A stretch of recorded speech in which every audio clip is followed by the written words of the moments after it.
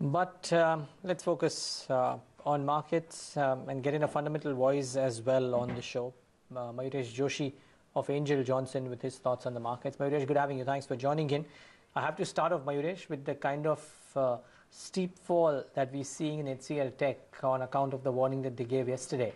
Is 12.5% for an event like that overdone? Or do you think this could well continue? Of course, we have to bear in mind that stock was up 3% day before yesterday as well. So maybe some long positions also getting covered or also getting chopped out really. Good afternoon, Neeraj. I think clearly if you look at all the three issues that HCL Tech has come out with, the cross-currency impact of 80 bips, a tad bit higher considering the kind of movement that you've seen of various currencies against the dollar. Second, I think the more pertinent issue is the client warning that has come through.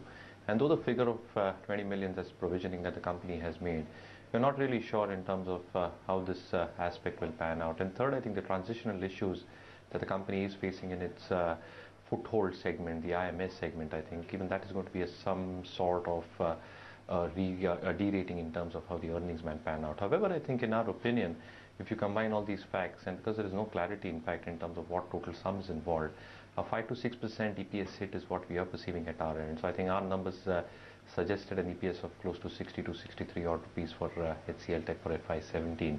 So you're going to see a 5 to 6% hit on this issue. But again, I think the reputational hit for HCL Tech will be huge. I think the quantum hit in terms of top line is not that significant. However, I think such a sharp correction, and I'm not ruling out another 5-6% on the stock in terms of downside. But such a correction, I think, does give an opportunity in terms of long-term investors. However, I think Q2, Q3, in terms of how dollar growth will pan out and how volume growth will pan out, will be tepid. So I think the investment horizon probably has to get elongated from 12 to 15 months. But again, 14 times FY17 earnings, I think the stock looks attractive. So any further correction, I think we're still maintaining a buy rating on a stock with a target of 1100. Okay, that's Mayuresh Joshi saying that it's a buy still on HCL Tech with a target of 1100. That's from Angel Broking, 860 and 12.5% down on this one. On the flip side, Mayuresh, the story of the week really among farmers has been Lupin, 21.20, 4% up. And if you could just bring up the weekly chart for this one, that would exemplify the kind of quiet and steady move the stock has seen. That 6%. As this week move, and I think the move really started from last Thursday onwards when the the announcement on the corporate side came in for that 200% hike. The management did not confirm it, but there was of course much talk about taking that 200% hike in their key product, key drug. I forget the name, but Mayuresh, do you think that this one has more legs to go? 6% up. Afternoon, Tanvir. Clearly, I think the price hike in Fortimet that you're speaking about, I think will incrementally add to the EPS of the company. Again, I think on the EBITDA front, you will see some accretion happening on how margins will pan out for the company. It's got an extremely strong A&DA pipeline, and though it disappointed in terms of no approvals coming through in the quarter that has gone by, I think they've got almost 213 applications done, 35 FTFs within that. So I think it's got a strong pipeline. So what really needs to be seen is how the earnings trajectory for the company will pan out. And again, in our numbers, I think it's a decent earnings growth of 17 to 18% on the top line over the next 2 years. However, I think in terms of valuations, I think the catch-up in terms of an FY16 perspective is more or less in the price. So I think another 4-5% move on the upside is not ruled out, but I think it's fairly valued, Tanvir, at this point of time. Yeah, actually, pretty much around the time the news came out, so at about 1900 odd, from there, that's a $200 gain for the stock, 13% higher as we speak. That's Lupin for the session, and a big mover at that. What's happening with cement and Mayuresh? Your call on Ultratech, Ambuja, ACC, is it just, one day up, one day down, sporadic rallies that we see in these names, or something structural that one would take a position on? So again, Tanvir, I think the cement story is more or less based on a lot of assumptions, and if one really looks at the structural aspects or the positives that the cement industry might undergo, you're seeing huge pickup expected because monsoons have failed. So I think the government reform push on infrastructure, housing, roads, that is going to be a big push for a lot of cement companies.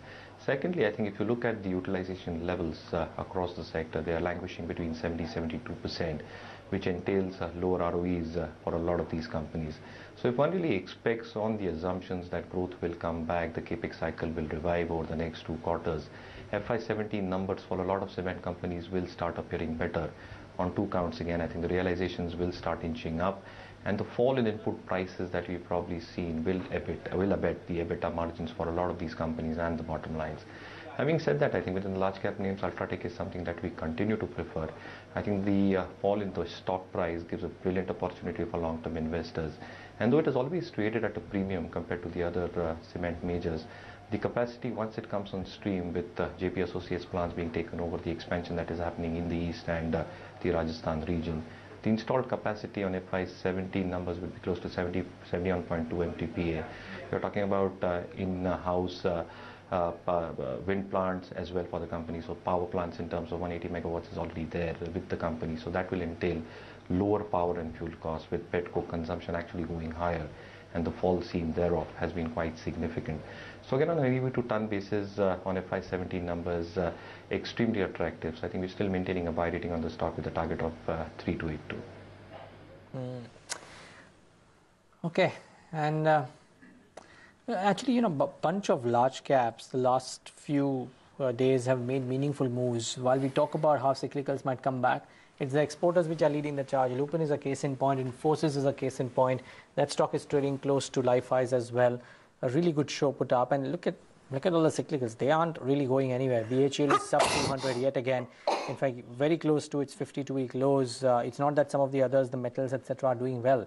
So the talk that cyclicals will come back and exporters will face a whiplash isn't quite working out as of now. That is the limited point that I want to make. From the broader market stocks, just before we get in those 255 ideas, just a word, Mayuresh, very quickly on the stub IDFC, the one that is the residual value company, or the holding company, which is trading right now at 60.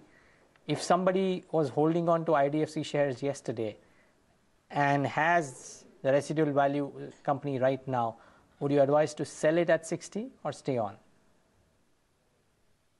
No, clearly, Neeraj, I think based on the assumptions that we did at our end, we are basically ascribing a value anywhere between 70 and 80 for the company. However, I think the markets have probably decided that the holding company discount should be larger than the 20% that we probably assumed in our models. So clearly, I think there is 2 ways to look at it. I think the residual business that is probably left might have a higher holding company discount, as is being reflected and exhibited by the stock price. And on the banking front, I think one really needs to take a very long-term view, because I think we've seen in the case of the banks which came up a few years back, something like a Yes, I think it takes at least 3 to 5 years, Neeraj, for some meaningful contribution to start happening. Again, on the deposit front, I think it will take some meaningful time frames for a CASA ratio to get built up, specifically on the retail side, though the wholesale banking operations, as the chairman was mentioning, is extremely strong because of its parent lineage. So I think it's really what kind of time frame you're looking at. So I think 3 to 5 years is what we are saying is a minimum time period in terms of return ratios to improve, for NIMs to show significant improvement for the company as a whole. But generally, I think if you're talking about less than 3 years, I think private sector banks still remain a very, very good opportunity. So I think the return ratio is strong. They've already got a set business network. The expansion is very much on track. Capital adequacy is strong. So I think less than 3 years, I think private sector banks still remain our favorite pick. But again, I think one really needs to have a view of more than 3 years to probably take a call on IDFC at this point of time. Okay, before we get in, Poonam, to tell us what the other brokers are saying about IDFC as well. It's 255, so let's get in those trading ideas from both our experts. Ashwini, what is it that you'd be recommending as a trading strategy? Well, Z is a buy with a stop of 396 and look for targets of 420. It's the stocks which are doing well on the index. Z Entertainment 2.5 at 402, good going there. Mitesh, what about you? I would suggest a buy on India Cements with a stop at about 78.5 and look at targets of around 88. Okay, so India Cements is a call from Mitesh Thakkar. By the way, just look at those local tractor sales from Mahindra & Mahindra. 17,000 versus 27 on a YOY basis. I mean, you can argue about this not being a Diwali month, so on and so forth. But this is just a really poor tractor sales number by Mahindra & Mahindra. Local sales. Remember, I think their overall auto sales numbers came out okay. Maybe some of the export sales did okay, but the local tractor sales are a big disappointment. This is, I think, about a 40% or slightly less than 40%, 35-37% jump on a dip on a YY basis on the M&M tractor sales, and this won't sit too well, down about 0.5%.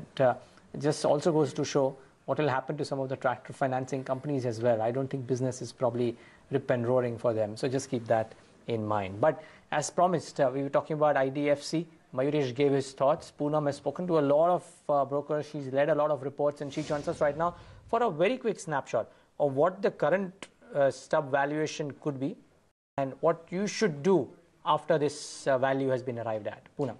Well, Neeraj, if you look at the current market price of IDFC Limited itself, it clearly shows that the market is giving a good amount of discount, nearly 45 to 50% holding company discount just for the IDFC Bank. If you look at the subsidiary value in IDFC, within IDFC Limited itself, it ranges to the extent of 35 to 37 rupees per share. So at 60 for IDFC Limited, that means that market is value IDFC Bank at 30 rupees odd per share. If you actually look at just standalone IDFC Bank value, the book value of IDFC Bank stands at nearly around 40 to 42 rupees per share. And on a base case scenario, if you just give a target multiple of 1.5x for that, then that value comes to in around 60 to 63 rupees per share. A scenario analysis between the multiples, if you look at the multiples of anywhere between 1.3x to 1.7x, that should give the bank value at 55 to 72 rupees per share. So this is the kind of the fair value wherein we should expect IDFC Bank to trade when it gets actually listed and starts trading. Having said that, do know that IDFC management has written off a significant amount and provided significantly in terms of the bad assets. So from that perspective, whenever the economy actually recovers, you would see those kind of provisions coming back. And that is the reason that we are assigning a 1.5x kind of a base case scenario value. Not just that, if you look at the private bank valuations also, ICICI Bank is trading at 1.6x, Axis as well as Yes trades at 1.9x. So that is also where the relative valuation is coming there from. Also, one more point within IDFC is that FII would actually get more room to invest directly into IDFC Bank. So on a whole, IDFC Bank should be trading anywhere between 55 to 72 per share. Okay, Poonam, many thanks for that. That buying will come in if indeed people believe that IDFC Bank is a good bank to buy, which, well, the opinion is divided right down the middle, I might add. Nevertheless, let's take a break on that note. We come back from the break, continue our conversation with all our experts.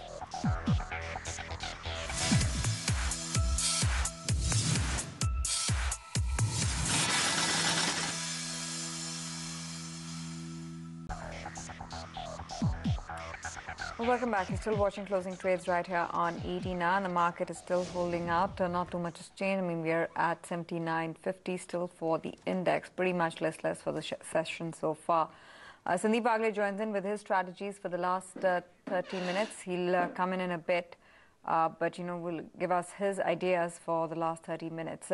In the meantime, Mayuresh, just a quick word on Bharti Infratel, and this one has been also a very strong story so far into the year. 10% plus in the session so far, 392. So clearly again, Tanveer, I think not ruling out a 10-15% upside from the current levels, primarily based on the healthy balance sheet that Bharti Infratel possesses, strong cash position, and it really talks about the weakness in the rollouts that happened on the tower side of their business over the last 2 quarters. One really needs to wait and watch over the next 2 quarters in terms of how the intensity of tower rollout start happening. If you look at the footprint on 2G data, on 3G data, I think there is still some way to go on that front. So the tenancy ratios have been extremely strong for Bharti Infratel. And clearly, I think it all now depends on how the rollout happens, and again, in terms of how the data rollout happens specifically with the existing incumbents. So I think strong balance sheet, the earnings growth should be pretty stable. So I'm not ruling out a 10-15% growth in terms of the stock price. And again, I think the earnings should show steady improvement for Bharti Infratel even from the current levels.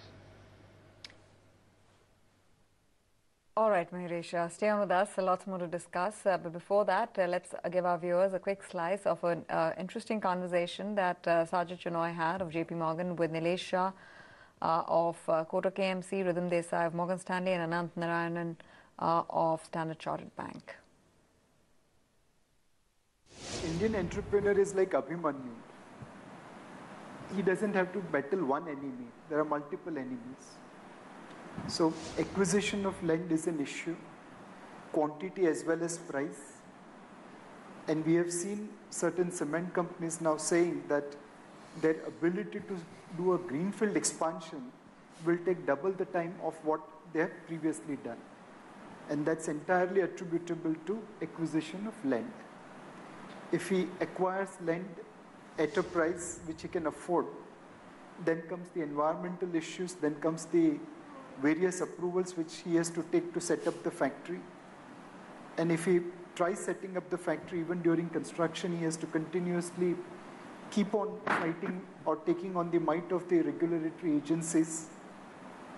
After that, the infrastructure bottlenecks comes into play.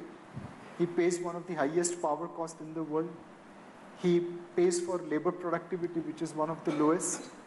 He pays interest rates, which is one of the highest in the world. And he also survives all the infrastructure bottlenecks to bring the goods as well as take out the goods. So clearly, there are lots of issues which our entrepreneurs are today facing. And partly that is reflected in our manufacturing deficit going up so significantly. True, I agree. I think you've laid out all the issues, but if I may pursue that with you, governance is about prioritizing. Political capital is not unlimited. You have to pick your fights.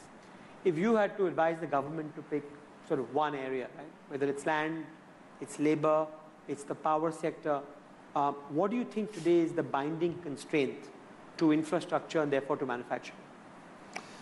I'm going to put you on the spot here because we can give a kitchen sink approach, but I want to try and hold in what the key I think issues one are. factor is always difficult, but The one or two. Yeah, I'll stick my neck out. I think it's railways.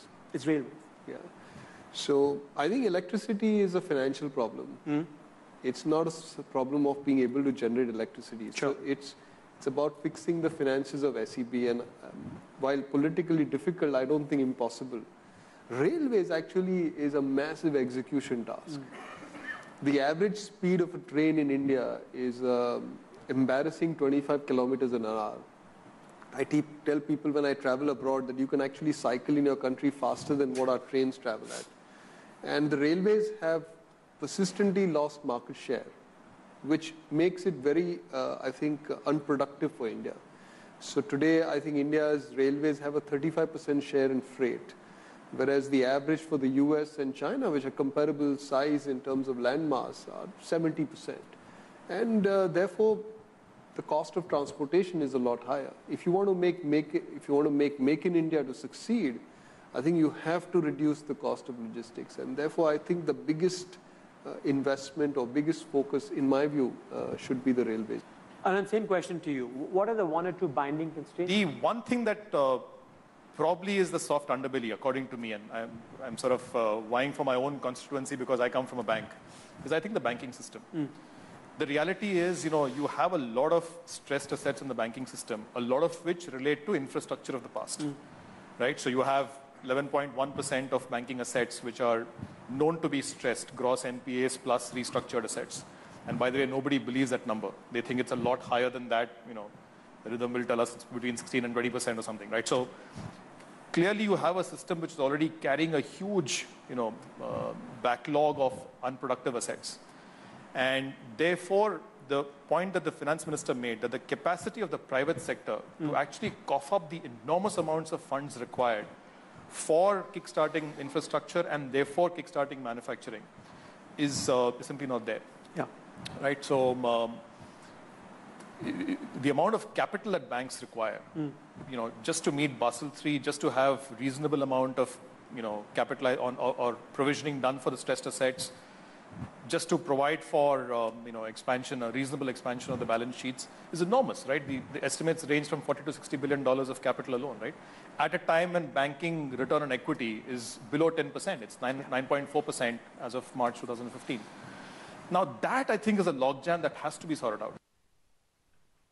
Okay, talks for the long term. Hopefully some of those things do get sorted out. By the way, the market is flattened out completely. The Nifty is flat, mid caps and small caps are flat. The Sensex has a marginal uptick in the session today, but that's not too much really to write home about. So all in all, it is extremely dull trading, and the Sensex essentially helped out because HCL Tech does not form a part of the Sensex.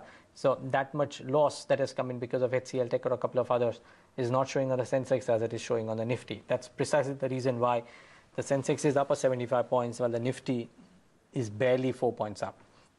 However, let's get a sense of what dealing rooms are recommending in the session today. And Darshan and Yatin join in with their channel checks. Good afternoon, both of you. Darshan, to you first. What is it that you're picking up from your sources? See, Neeraj, Lupin is one of the top Nifty gainers in trade today. We spoke to a couple of dealing rooms and they're indicating that, there has been a gradual shift from some of the funds from Sun Pharma into Lupin. Over the past few quarters, we've seen that Lupin has disappointed with the results. The stock price has gone down drastically. But over the past 1 or 2 weeks, there have been a slew of good news for Lupin. There are positive announcements, there are positive approvals that are coming in. So Lupin is the first counter in which select funds are very active. The second counter dealers are talking about is Force Motors. The counter is up 4%. The buzz in the dealing room is that the circuit limit probably will be revised higher. Currently it's 5%, but the revision likely should happen is the buzz that some of the dealing rooms have indicated to us. And finally, TCPL packaging is something that dealers are indicating at lower levels. There is a lot of accumulation happening by HNIs, not aggressive accumulation, but at lower levels they are selectively buying this counter. Thanks, Darshan, for that. Yatin, come to you. What is it that you're hearing from your sources? Tanveer, Hero MotoCorp, that is one stock in the two-wheeler space wherein the auto sales numbers were slightly better than the street expectations versus a 10% decline. They have seen a flattish kind of a trend. And clearly, on the back of that auto sales data and the F&O trends, dealers have been initiating some BTST positions here right now, almost 0.3% higher for Hero MotoCorp. Apart from that, Ambuja Cement is seeing some good traction. In fact, I was referring to a Morgan Stanley report which has come in, wherein they have spoken about North Indian cement sales picking up, production picking up. So clearly we are looking at a second half which could be strong for cement majors. And after the consolidation in the first half, there is some accumulation which is seen in cement stocks. And finally, Plasti Blends, that is one mid-cap which makes master batches as well as colors for various plastic furniture. That is one stock wherein HNIs are expecting a 10 to 15% short-term upside, and there is some accumulation which is happening at the current market price. Plasti Blends, the stock is up 2.5%. Thanks very much, Darshan Yatin, for taking us through what your sources are indicating as investable ideas in the market. You're looking at the market still being a bit wobbly. It doesn't give you comfort at the end of a truncated week. You're still looking at a lot of stock-specific activity. So the internals of the market are more active than the market by itself. And that would not be read, like I said, too confident sentiment, given that we've just come out of a credit policy meeting where the market has been surprised with a 50 basis points rate cut. However, among the other gainers from the broader markets, we already discussed Bharti Infrared. There's Dishman Pharma also, which has had a very active run, 12% up on this one. You have names such as Vakrangi Software, which is up 4%. Gati's higher about 4%. Some of the fertilizer names are active. There's a Treehouse Education also, which is up 4% as we speak. But wanted to get your own, I know we touched upon Lupin, but your pecking order essentially, Mayuresh, within the pharma pack, aside of Lupin, what would be your top bets? So clearly, Tanveer, I think within the top tier names, Sun Pharma is something that we continue to like. FY17 numbers would be far better. And again, I think a lot of issues would play out on the stock price from an FY16 perspective. So it might underperform for the greater part of FY16. But numbers in 17 hopefully should start getting better with the resolutions coming through, as one expects really on its Halol plant over the next few quarters. Dr. Reddy's is something that we've got an accumulate rating on. Clearly, I think after the Nexium approval that has come through, $50 to $60 million in terms of an accretion to the top line is not ruled out. It's a high margin product. And even if you're looking at their own pipeline of 73 drugs under approval, 47 of those are para 4, 16 are FTFs, which make a huge addressable size once these approvals start coming through. So Dr. Reddy's is something that we prefer on declines from the large cap names.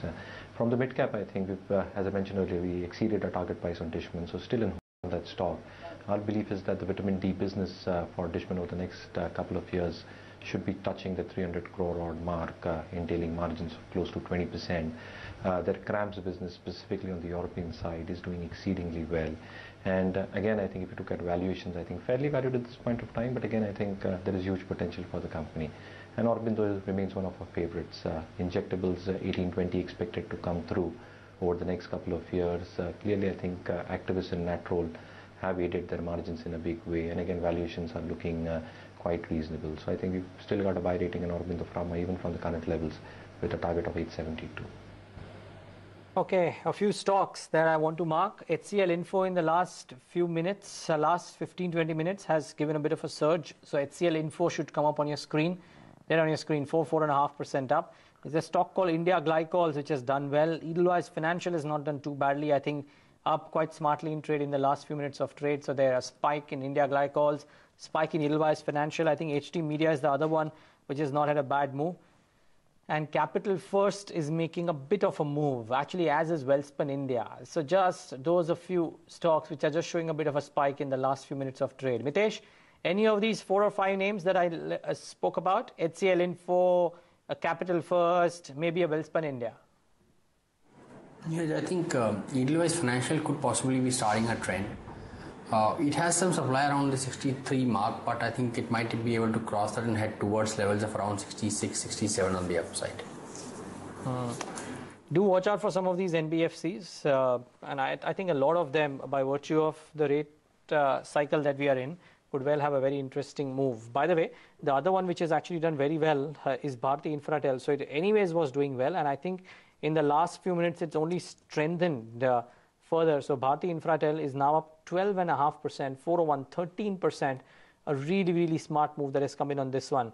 Ashwini, before we get in your 320 ideas, a thought on Bharti Infratel, because it's been a bit of a puzzle. Really went up quite smartly, then has come off quite substantially from the highs, which were about 500. Now making a move right now. How would you approach trade in a Bharti Infratel? See, it was a call at 2 o'clock, at 2:30. And I think it's also a 320 call because this is a stock that is bottoming out. Why I am confident? Because after substantial decline, 40% decline from 500 down to about 320, 340, the stock has reversed very, very sharply on very heavy volume. So generally this tends to happen, around the lows of a stock. So 345, that sort of a stop. I think easily you could see 500, which is previous high, and maybe even beyond that. So this is the stock to get into, and I think from here you will possibly see only upside. Okay, so that is Ashwini Gujral's 320 call as well, Bharti Infratel. So that is something that he's recommending. Ashwini, I reckon this is your 320 closing strategy. Buy a Bharti Infratel. See, in this kind of a market, you have to go with safe plays. So I think this would be my call. Okay, Mitesh, what about your call at this hour? I would suggest a buy on Pidilite with a stop below 570 for targets of 600. I think we covered this stock earlier as well, but I think this one looks still stronger to take a position for the weekend. 581 and counting, 2.5%. So good move for a Pidilite 2 in the session today, 580. Good going there. I think a good move has happened for Titan. If you look at the intraday chart, it started off way lower, but I think has bounced back quite smartly in trade. Currently, I think up 3.5%. So good moves for Titan as well. Just before I get back to Mayuresh, Ashwini, you want to come in on a Titan? Started off slightly wobbly today, but as of now, trading close to or at the high point of the day. See, it's basically, in a chop kind of environment, and I don't think it will bottom out before we say get past levels of 350. So I think 300, 350, this zone should allow the stock to bottom out before we can resume a fresh bull market, because of late the stock has been in a bear market from 440 down to 300. So chances are that it could be slowly bottoming out. Mayuresh, what's the view on Adani Port, the new entrant on the index? It's not had the best of years, and the market debates how the business would look going forward from here, given the duty structures that are being changed. Are you bullish on Adani Port? Tanveer, as a disclaimer, I think we do not cover that stock, so I think very difficult for me to comment on this one. Okay, but this one is also seeing a bit of a spike, 2% at 305. It's not had the best of years, but 2014 particularly, the run on the stock was fairly aggressive. However, 2015, this one has underperformed. The other one, of course, Mayuresh, we've spoken at length about HCL Tech. Does that give added push to the in-fee trade now? Again, I think to a certain extent, yes. But again, I think if you look at how numbers have been panning out for Infosys, and Vishal Sikka has been extremely clear that he is pursuing growth. So I think the EBIT margins, in our opinion, would stay between that 26 to 28% range. Again, what clearly works out for Infosys is the headroom that they probably get in inching up their utilization levels. So 300 bips in terms of headroom is still what is left with Infosys, which will have a significant say in terms of how the EBIT margins will pan out in the near future. Client mining has been extremely strong. Their client wins have been extremely strong. They're sitting on $5.2 billion of cash. So I think any organic steps taken on that front is going to be value accretive for the company.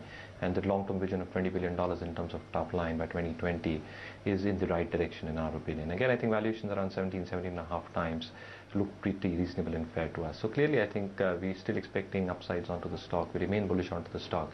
Our target still stands at 1,305 rupees for Infosys with a 12-month time horizon.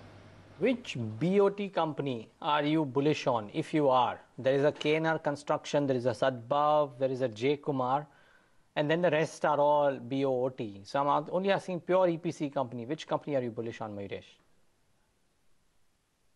So clearly, Neeraj, I think Sadbhav is still something that I'll continue to prefer. So if one really looks at their balance sheet dynamics, yes, I think on their infra financing arm, I think the company does have a high leverage onto its books. But clearly, I think the execution has been a deterrent in the past few years. But again, I think you've seen significant improvement happening on that count. So Sadbhav on declines is something I'll continue to prefer. And within the other small cap names, MBL Infra is still something that we are continuing to like. 4 of their BOT projects will start coming on stream by the end of this fiscal year, beginning of the next. So clearly, I think there would be significant cash flows coming through once they start coming through in FY17. The equity contribution that is left of close to 70 odd crores is very, very minimal, and that can be sufficed through internal accruals in our opinion, and valuations also, Neeraj, are looking attractive for this company at this point of time. So MBL Infra is something that we'll still continue to prefer from this space. By the way, Blue Star Infotech and Blue Star, both of them are down today. Yesterday, remember, a lot of talk about how Blue Star Infotech is down 20%, but Blue Star is gaining. Today, both of them are down, and of course, there's a relative valuation to both of them. 7 shares of Blue Star for 10 shares of Blue Star Infotech for every holder. But there's a steep cash that has come into Blue Star Infotech yet again, 10.5% down after the 20% downtick yesterday. Market's clearly not liking the fact that if you're a Blue Star Info shareholder, you get shares of Blue Star. And that's probably not done, and which is why there's a bit of a downtick there. Gujarat Gas, after the uptick yesterday, is correcting. SR Oil has at a deep gas today, 3.5%. A lot of people thought that maybe some corporate development could happen in SR Oil. That hasn't come about post the AGM yesterday, so that one is down. And some weakness today in the housing finance names. They were doing extremely well until recently, but today Diwan Housing Finance, Growth Finance, and a couple of others have just taken that bit of a backseat. So keep that in mind. Ashwini, a very strong pocket, just a bit soft today, housing finance. Anything to watch out for here? A Diwan Housing, a Growth Finance, or something else? See, all of these stocks should be bought on dips. The market came back from 8,000, 8,020. So once the rally resumes, I think they're just going through a one-day correction. Anybody who wants to get in, this is a good time to get into these housing finance stocks. Okay, one last thought before we start wrapping up the market, and maybe let's just take a final view from our experts, technical experts, on the top 2 movers on the index and what they would do with it. I'm leaving out an HCL Tech that has had an unusual move, but BHEL, Mitesh, sub 200, 199. Is there a trade on the short side here on a BHEL? See, I think Yesterday it was showing some signs of reversals, but that's been negated. Quite oversold, so I'm not sure whether it will fall much here, but I think it needs to start sustaining above 207.8 to give some kind of reversal as yet. So for the time being, it's just a stock which I like to keep a watch upon. But if it starts getting past 207, 208, maybe look at some kind of a long trade. Okay. By the way, the BARC ratings just out, I believe, and we'll get those numbers a bit. All India ratings, ET for comfortable now one. The ratings will come up on your screen. We'll start talking about that in moments from now as well. But Ashwini, one final thought from you as well. We're talking about pharma names today, or exporters leading the charge: Lupin, Sun Pharma, TCS. Anything that stands out for you? See, let me talk about something that does stand out. HEG, after a massive decline, the stock has gone up 12% today. That's often a sign of a bottom when this sort of action happens after a massive decline on very heavy volume. Chances are this stock is bottoming out. It's very similar to Bharti Infratel. So this is something people should buy. Now in terms of Sun, TCS, Lupin, I think Lupin remains the favorite, and that is where you'll see bigger gains, possibly 2350, 2400. TCS is still stuck in the mud, and Sun Pharma or Sun TV? Sun Pharma. See, I think since Lupin is almost at new highs, Lupin is a much better choice. Sun Pharma is avoidable. Okay, let's start winding up the market. Couple of minutes to go for that. You're looking at the Nifty, still a tentative close on balance, bit wobbly. We've come off from the day's highs and closing at pretty much the lower end of the range today. 79.50, however, has been held, so that's a bit encouraging. And for the week as well, the market has seen its own swings. This is during a week, remember, when the market got what it needed from the central bank in terms of monetary stimulus support in that 50 basis points cut, but that's failed to enthuse the market. So yes, we've moved from a level of about 7,700 to 7,900. It's been a 200 points move for the market since that announcement, but let's see where the market goes from here. The mid cap and the small cap indices also a bit range bound, mild bit of positivity coming in there for those indices. The gainers starting off, and you have Lupin and Sun Pharma, which are among the top 5, followed by an Ultratech Cement, Z Entertainment and TCS. Those pretty much account for the top 5 gainers in the session today, followed by then an Adani Port and Ambuja Cement. So some traction seen in the cyclicals as well in the infrastructure names. Banks have really not come out and supported the markets. Had it been for some bit of strength in banks and perhaps HCL Tech not cracking as much as it did, you would have seen the markets close at least at around the 8,000 mark. So that didn't happen because of the index on your screens, which was down about 0.5%. And that's pretty much the case with most of the listed large cap banks. And then you have HCL Tech, which is down about 12.5%. That's sub 860 coming in there. BHEL has been weaker, GAIL has been weaker, Maruti Suzuki losing about 2%. So it's split down the middle in between the gainers as well as the losers. But some of the stocks, starting off with an HCL Tech, the losses have been significant.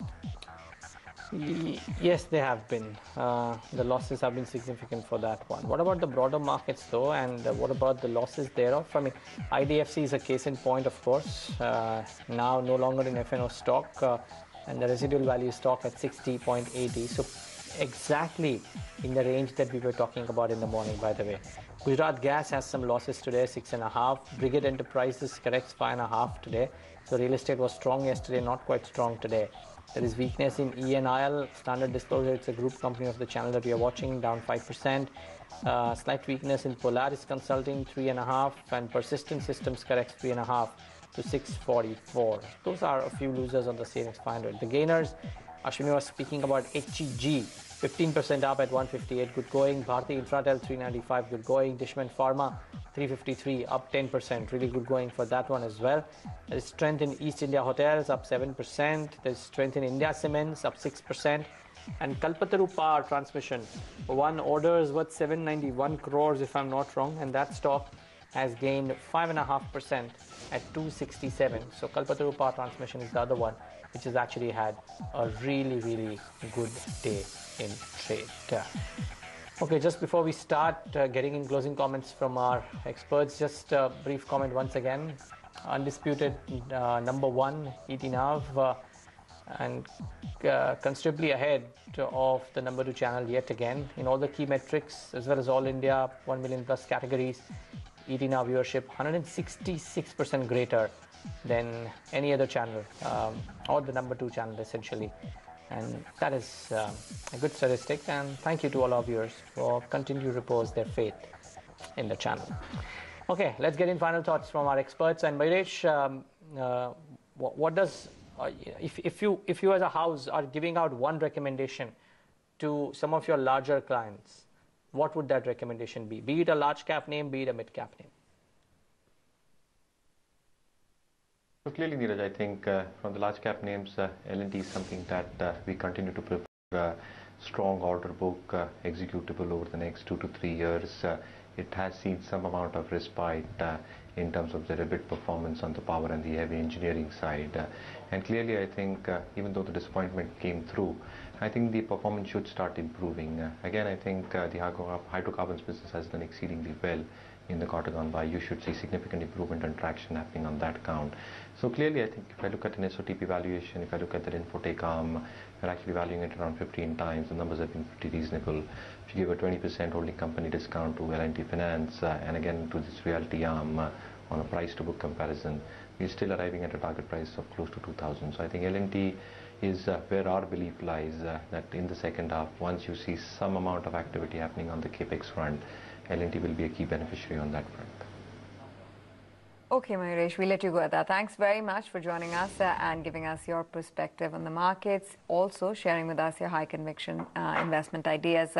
Let's get in closing comments from both our technical guests. And Ashwini, come to you, your own sense of how, we're going to have one clean week after 2 truncated ones. So what's the expectation of how trade would pan out?